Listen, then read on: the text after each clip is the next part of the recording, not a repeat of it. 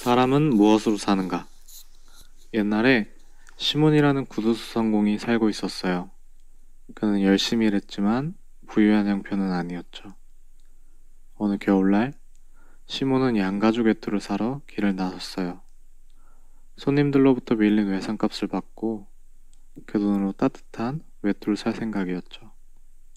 하지만 손님들은 외상값을 갚을 돈이 없다고 했어요.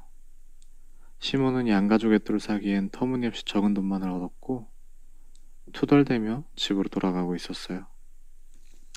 집으로 돌아가던 시몬은 길모퉁이에 있는 교회에 이르게 되었어요. 멀리서 무언가 희끄무레한 것이 보였어요. 가까이 다가가자 뚜렷이 보이기 시작했어요. 그 희끄무레한 것의 정체는 바로 사람이었어요. 살았는지 죽었는지 벌거숭이로 앉아서 아무런 움직임이 없이 교회에 기대어 있었죠. 강도에게 당한 사람이군. 혹시 아직 근처에 그 강도가 있을지도 몰라. 시몬은 자리를 벗어나려고 걸음을 재촉했어요. 그런데 갑자기 양심의 가책이 느껴지면서 발걸음이 멈췄어요. 시몬, 지금 뭐 하고 있는 거야? 시몬이 스스로에게 말했어요. 저 남자는 도움을 받지 못해서 죽어가고 있는지도 몰라. 그런데 넌 두려움에 슬그머니 지나치다니. 네가 강도를 두려워할 만큼 부자야? 아, 시몬 부끄러운 줄 알아. 그렇게 시몬은 뒤돌아섰고 남자를 향해 걸어갔어요. 읽고 남자의 모습이 선명해졌죠. 그는 아주 잘생기고 건강해 보이는 젊은이였어요. 하지만 추위와 두려움에 떨고 있었어요. 시몬은 좀 더 가까이 다가갔어요. 남자가 고개를 돌려 눈을 뜨고 시몬의 얼굴을 바라보았죠. 시몬은 자신의 천 외투를 벗었어요. 아휴, 자, 지금은 이럴 때가 아니오. 어서 이 외투를 입으시오. 시몬은 남자를 외투로 폭 감쌌어요. 모자도 씌워졌지만 시몬의 머리가 시렸어요. 아이, 나는 머리가 거의 벗어졌지만 이 친구는 긴 곱슬머리야. 그러니까 괜찮겠지. 시몬은 자신의 모자를 다시 썼어요. 그리고 벨트 장화를 신도록 도와주었죠. 남자는 일어나 시몬을 다정히 바라보았지만 한마디도 하지 않았어요. 시몬은 남자에게 질문하기 시작했죠. 그 어디에서 오셨소? 이곳에 살지 않습니다. 그럴 거라 생각했소. 난 이 근방에 사는 사람들 잘 알고 있으니까. 아니 그런데 대체 어떻게 여기 있게 된 거요? 말씀드릴 수 없습니다. 누가 당신을 괴롭혔소? 아무도 절 괴롭히지 않았습니다. 그저 벌을 받는 중이죠. 아휴, 그나저나 먹을 것과 어딘가 쉴 곳을 찾아야겠군. 그래, 어디로 갈까요? 제겐 다 마찬가지입니다. 시몬은 그래, 세상에는 말 못할 사정도 있는 법이지 라고 생각했어요. 좋소, 그렇다면 나와 함께 우리 집으로 갑시다. 적어도 잠시 몸은 녹일 수 있을 테니. 집으로 돌아가는 길에 시몬은 아내가 떠올랐어요. 양가죽 외투를 기다리고 있는 아내가 실망할 거란 생각이 들었죠. 그렇지만 아까 자신이 옷을 입혀줄 때 남자가 보였던 표정이 떠오르자 기분이 다시 좋아졌어요.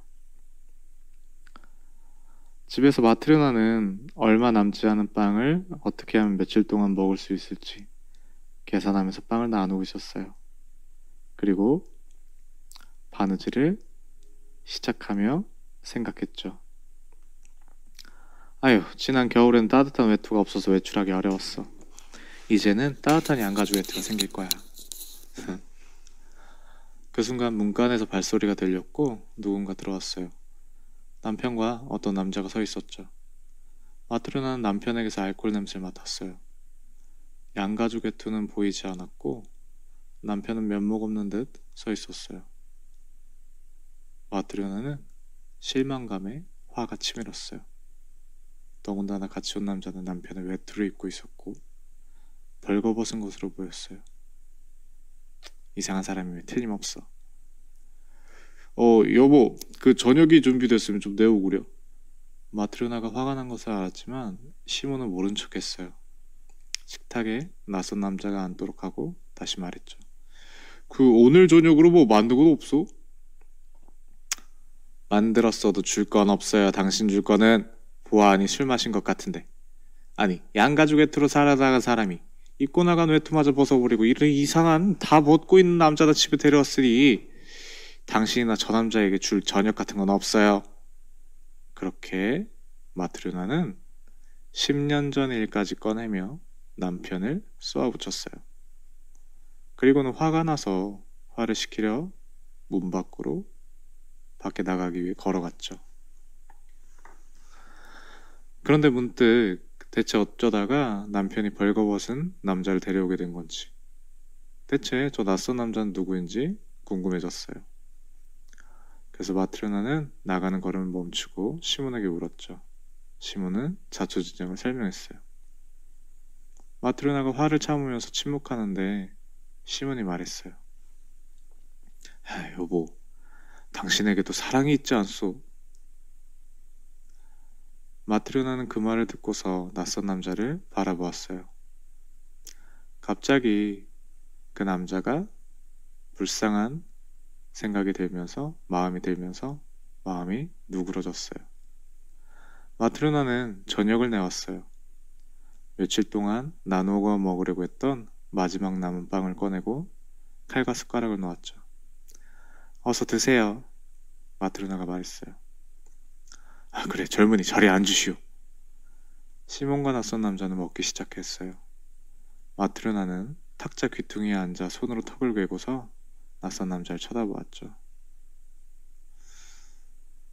불쌍하게 생각되고 딱하게 생각되고 그런 마음이 들자 마트르나의 얼굴에서 화를 냈을 때 있었던 주름이 모두 사라졌어요. 그때 남자가 눈을 들어 마트르나를 보면서 미소를 지었어요. 식사 후 둘은 남자에게 여러 질문을 했지만 남자는 자신이 신의 벌을 받고 있는 중이라고만 얘기했어요. 시몬은 남자가 집에서 쉴 수 있게 해주고 아내와 방으로 갔죠. 그날 밤 마트르나는 낯선 남자가 마지막 남은 빵을 먹었고 자신이 내어준 옷을 입었다고 생각하자 몹시 슬퍼졌어요. 하지만 자신을 보며 미소 짓던 남자의 모습을 떠올리자 다시 기분이 좋아졌어요. 다음날 시몬은 낯선 남자에게 무슨 일을 할 줄 아는지 물었어요. 하지만 남자는 아무 일도 할 줄 모른다고 했죠. 그래, 이름은 뭐요? 미가엘입니다. 미가엘, 자신에 대해 말하고 싶지 않다면 그건 알아서 할 일이지만 당신 스스로 생기를 유지하여 내가 말하는 대로 일을 한다면 음식과 잘 곳을 제공하리다. 그날부터 시몬은 미가엘에게 구두수선 일을 가르쳐 줬어요. 미가엘은 시몬이 가르쳐주는 모든 것을 곧바로 이해했고 금세 능숙한 솜씨로 일하기 시작했죠. 날이 갈수록 시몬의 가게를 찾는 사람들이 많아졌고 시몬의 형편은 넉넉히 지기 시작했어요. 하지만 미가엘의 웃는 모습은 맨 처음에 마트르나가 저녁을 차려서 주었을 때 이후로는 볼 수가 없었어요. 어느덧 미가엘이 시몬의 집에 온 지도 1년이라는 시간이 지났어요. 어느 겨울날 말 세필이 끄는 마차가 오두막집 앞에 멈췄어요. 세련된 하인 하나가 마차 문을 열자 털가죽 외투를 입은 한 부유한 신사가 밖으로 나왔고 시몬의 오두막집으로 걸어왔죠. 그 부유한 신사는 몸을 굽히고 오두막집으로 들어왔어요. 그리고 다시 몸을 폈을 때는 머리가 거의 천장에 닿았고 방 한 곳을 모두 차지하는 것처럼 보였어요. 불그스름한 얼굴에 우람한 체격, 목은 황소처럼 굽고 몸 전체가 마치 쇠로 만들어진 것처럼 보이는 남자는 다른 세상에서 온 사람 같았어요. 그래, 구두장이 누군가? 네, 접니다 나리. 부유한 신사가 하인을 향해 소리쳤어요. 베드카, 그 가죽을 가져와. 하인이 꾸러미를 다 가져와 탁자 위에 풀어놓았죠. 부유한 신사가 가죽을 가리키면서 말했어요. 이봐, 이 가죽이 보이지? 내 다리 어떤 가죽인지도 아나? 시몬은 가죽을 만져본 뒤 말했어요. 아주 좋은 가죽입니다. 좋다마다. 자넨 이런 가죽을 평생 구경조차 못했겠지. 독일제에다 20루블이나 나가니까. 시몬은 깜짝 놀라며 대답했어요. 아휴, 그런 가죽을 제가 어디서 볼 수 있겠습니까? 바로 그거야. 자, 이걸로 내 장을 만들 수 있겠나? 네, 할 수 있습니다. 그러자 부유한 신사가 시몬에게 큰 소리로 말했어요. 할 수 있다고? 좋아. 그럼 누구를 위해서 그 장화를 만드는지, 또 그 가죽이 어떤 건지 잘 기억하게. 자네는 내가 1년 동안 신을 수 있는, 모양이 변하지도 꿰맨데가 터지지도 않는 장화를 만들어야 해. 그렇게 할 수 있다면 저 가죽을 자르되, 할 수 없다면 없다고 해. 경고하건대 만약 그 장화가 1년 안에 모양이 변하게 되면 자넨 감옥에 가게 될 걸세. 하지만 만약 1년 동안 뜯어지지 않고 모양도 변하지 않으면 그 수고비로 10루블을 주지. 시몬은 더럭 겁이 났어요. 어떻게 해야 할지를 몰라 미가엘을 쳐다봤죠. 미가엘은 네, 맡으세요 라고 말하는 듯 고개를 끄덕였어요. 시몬은 미가엘의 말에 따랐고 1년 내내 모양이 변하거나 뜯어지지 않는 장화를 만들겠다고 약속했어요. 그래, 치수를 재게. 남자의 장단지는 대들보만큼이나 굵었어요. 근데 저 사람은 누군가? 미가엘을 보며 신사가 물었죠. 네, 제 직공입니다. 장화를 꿰맬 사람이죠. 야, 이봐. 자네 1년 동안 신을 수 있는 신발을 만들어야 한다는 건 명심해. 신사가 미가엘에게 말했어요. 그런데 미가엘은 남자 뒤에 마치 누군가 있는 것처럼 남자의 뒤쪽을 바라보고 있었어요. 미가엘은 그곳을 계속 바라보았고 별은건 미소를 짓더니 얼굴이 더 환해졌어요. 바보처럼 뭘 보고 있는 거야? 장화를 제때 준비하는 게 좋을 거라고. 신사가 호통을 쳤어요. 때맞춰 준비될 겁니다. 명심해. 신사는 밖으로 나갈 때 고개를 숙이는 걸 잊어버리고 그만 문틀에 머리를 부딪히고 말았어요. 남자는 거짓말을 내뱉으며 머리를 문지르다가 마차에 올라선 뒤 사라졌어요. 남자가 떠나자 시몬이 말했죠. 아휴, 체구가 대단하군. 아마 어떤 큰 사고가 나도 멀쩡할 거야. 아니, 저 문틀에 그렇게 부딪혔는데도 별로 아프지 않은가 봐. 그러자 마트르나가 말했어요. 그럼요. 저만한 체구인데다 저렇게 잘 사는데 어떻게 튼튼하지 않을 수 있겠어요. 아마 죽음조차도 저렇게 바위 같은 사람은 건드리지 못할 거예요. 시몬은 미가엘에게 비싼 가죽이니 소중히 다루라고. 주인의 성미가 불같으니까 절대 실수해서는 안 된다고 신신당부했어요. 미가엘은 마름질을 시작했죠. 마트르나는 그런 마름질하는 모습을 지켜보다가 무언가 이상함을 느꼈어요. 구두를 만드는 것 같지가 않아 보였거든요. 하지만 나보다 미가엘이 훨씬 잘 알 테니 간섭하지 말아야겠어 생각하며 자리를 떠났어요. 미가엘은 한낮이 될 때까지 꾸준히 실을 꿰맸어요. 그런데 완성된 것은 구두가 아닌 실내화였어요. 시몬은 신음소리를 냈고 속으로 생각했어요. 아니, 이제 뭐라고 말하지? 난 죽었다 깨어도 저런 가죽은 구할 수 없는데 이를 어쩌면 좋아? 시몬은 미가엘을 원망하며 꾸짖기 시작했죠. 그때 하는 소리와 함께 문간에 달려있는 종이 울렸어요. 문 밖에 온 사람은 부유한 신사와 함께 왔던 하인이었어요. 문을 열어주자 하인이 들어와 말했어요. 저희 주인님이 맡겼던 가죽으로 실내화를 만들어 주십시오. 네? 뭐라고요? 주인님께서 돌아가셨기 때문이에요. 그 집에 도착해보니 숨을 거두셨더군요. 여주인께서 저를 보내셨습니다. 장화를 맡겼던 그 가죽으로 주인의 장래에 사용할 실내화를 만들라고 말한 뒤 실내화가 준비되면 가지고 오라고 하셨죠. 그래서 제가 이렇게 온 것입니다. 네, 여기 있습니다. 미가엘은 남은 가죽을 둘둘 말았고 자신이 만든 실내화를 꺼내 함께 포개인 후 하인에게 건넸어요. 하인은 그것들을 받아들고 인사를 한 뒤 떠났죠. 어느덧 미가엘이 시몬과 함께한 지도 6년이라는 시간이 지났어요. 미가엘은 전과 다름없이 생활했죠. 그때까지 미가엘은 딱 2번 미소를 지었어요. 한 번은 마트르나가 음식을 주었을 때였고 2번째는 부유한 신사가 그들의 오두막집을 찾았을 때였어요. 시몬은 미가엘 덕분에 더욱 부유해졌고 이제는 그가 계속 함께 지내길 바랬죠.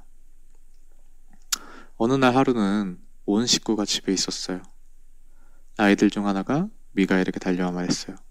아저씨, 저기 좀 보세요. 귀부인하고 작은 여자아이들이 있어요. 이쪽으로 오는 것 같은데요? 그런데 여자아이 하나가 다리를 절어요. 미가엘은 하던 일을 멈추고 창문을 바라보았어요. 시몬은 깜짝 놀랐어요. 그동안 미가엘이 누군가에게 이렇게 관심을 가진 적이 없었거든요. 옷을 잘 차려입은 여자가 털가죽 외투에 양털소를 거친 작은 여자아이들을 데리고 오고 있었어요. 여자아이들은 구분할 수 없을 만큼 꼭 닮아 있었지만 한 아이의 왼쪽 다리가 불골아서 절뚝거리는 점이 달랐죠. 여자가 들어오며 말했어요. 안녕하세요. 네, 어서 오세요. 뭘 도와드릴까요? 네, 이 아이들에게 봄에 씻길 가죽신이 필요해서요. 네, 알겠습니다. 여기 우리 미가엘은 솜씨가 뛰어나거든요. 시몬은 흘끗 미가엘을 봤어요.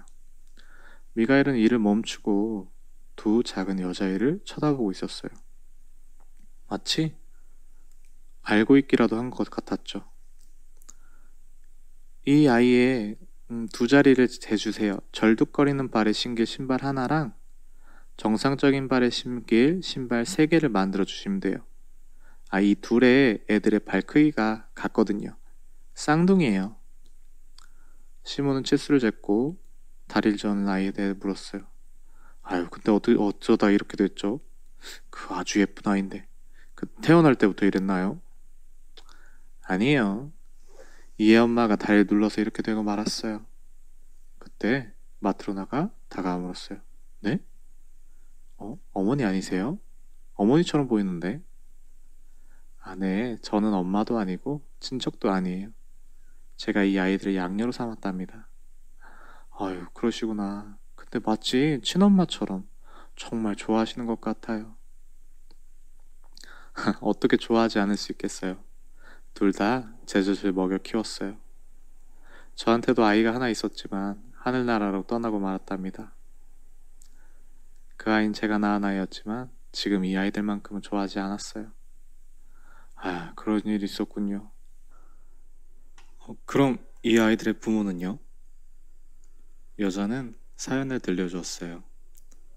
아이들의 아버지는 나무를 베는 일을 하다 사고를 당해 돌아가셨고 어머니도 같은 주에 그만 돌아가셨다고 했어요. 엄마가 돌아가실 때 아이의 다리를 눌러서 아이의 다리가 이렇게 되었다고 했죠. 사람들은 고아가 된 아이들을 어떻게 해야 할지 함께 고민했는데 아이를 낳은 사람은 자신뿐이어서 자신이 쌍둥이를 맡았다고 했죠. 처음에는 다리가 저는 아이에게는 젖을 물려주지 않았대요. 아이가 얼마 못 살 거라고 생각했기 때문이었죠.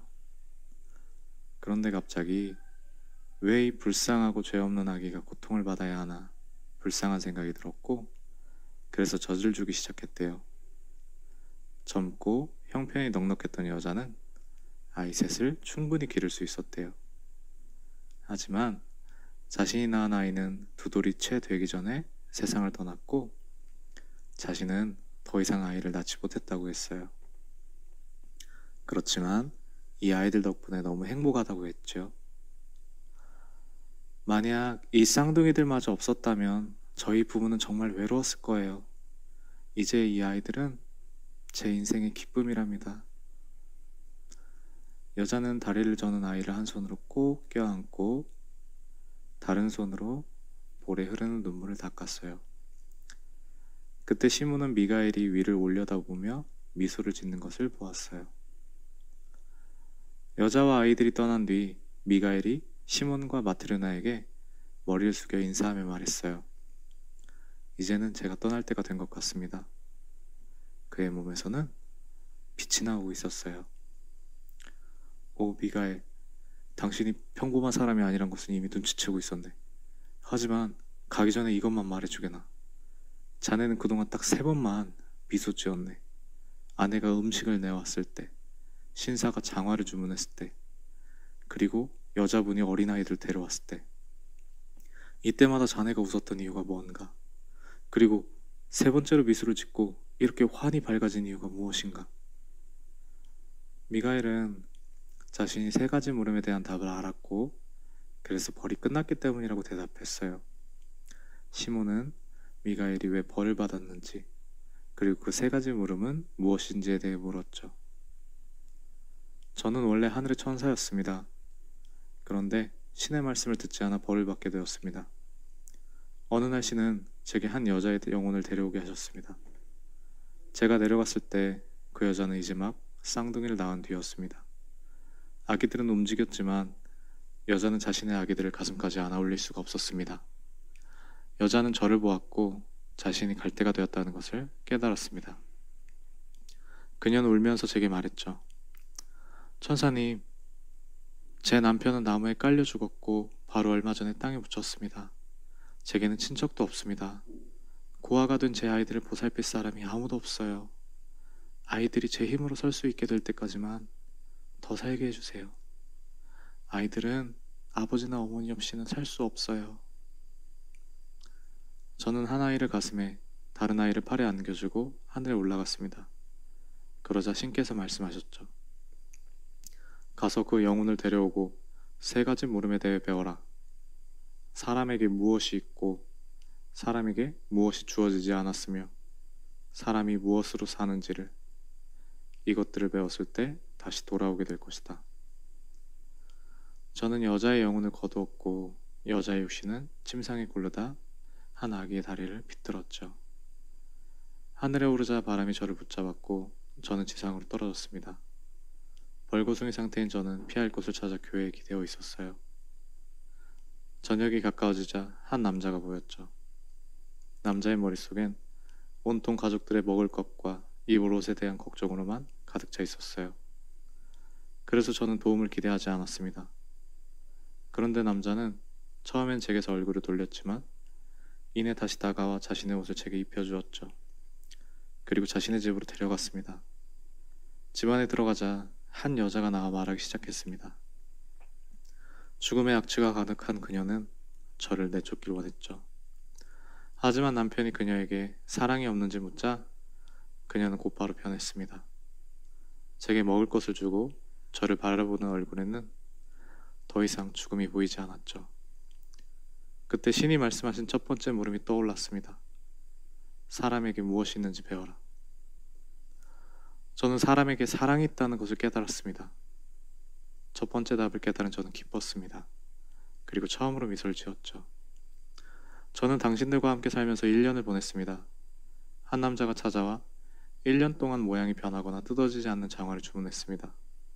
하지만 그에겐 1년 동안 신을 장화는 필요하지 않았어요. 그의 뒤에는 죽음의 천사가 있었죠. 저는 속으로 생각했습니다. 저 남자는 앞으로의 1년을 준비하고 있지만 자신이 저녁이 되기 전에 죽는다는 것을 모르고 있어. 저는 두 번째 물음이 떠올랐습니다. 사람에게 무엇이 주어져 있지 않았는지 배워라. 저는 사람에게 무엇이 주어지지 않았는지 알게 되었어요. 사람에게는 자신에게 진정으로 필요한 것이 무엇인지를 아는 힘이 주어지지 않았구나. 저는 두 번째로 미소를 지었습니다. 하지만 여전히 세 번째 물음인 사람이 무엇으로 사는가에 대한 답을 알아야 했죠. 어느덧 지상에서의 생활이 6년째가 되는 그해 한 여자가 쌍둥이 아이들과 함께 찾아왔습니다. 저는 그 아이들을 알아보았고 아이들이 어떻게 살아있게 되었는지 들었습니다. 그리고 저는 생각했죠. 난 아이들이 아버지와 어머니 없이는 살 수 없다는 말을 믿었었지. 그런데 아무런 관계도 없는 사람이 이 아이들을 보살피고 키웠구나. 여자가 자신이 낳지도 않은 아이들에게 사랑을 보이며 아이들을 위해 눈물을 흘릴 때 저는 사람으로는 무엇으로 사는가에 대해 알게 되었습니다. 그때 세 번째로 미소를 지었죠. 천사는 점점 빛으로 덮이며 하늘로 올라갔어요.